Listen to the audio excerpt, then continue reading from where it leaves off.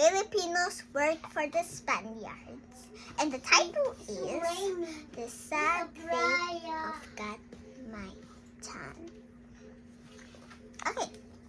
Once upon a time, there were Spaniards, and then they wanted to fight the enemies. So they tried to build a ship.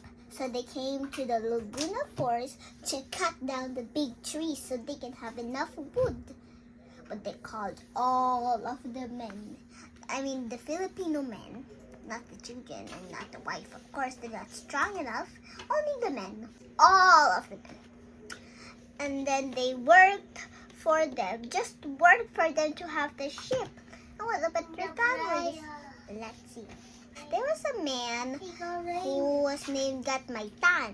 His men only had a bit of rice and a small amount of rice for their family. And then he lived in Pampanga, and his families, his parents, were the leaders of Pampanga before, but now the people think that he's the leader now because his parents are gone now. And then, when he heard about this, Gatmaitan and all of his men began to hide under the trees, to sleep under the trees so they won't be seen, maybe, or maybe they will be seen. And then in rain, they shivered with cold, and many became sick, and some died. But good thing Gatmaitan did it.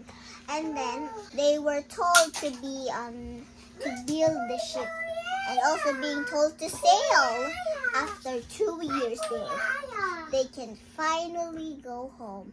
And then when Gatmaitan arrived at his house, he was thinking if his 5 children were smiling at him. But when he first opened the door, his wife was crying and weeping, and Gatmaitan said, "Where are my little children?" And then his wife said, "They died when you were awake because we don't have enough food." So the children, they died from hunger. That's why the mother was crying. And that's the sad fate of Gatmaitan. And my lesson here is that people work what is important for them.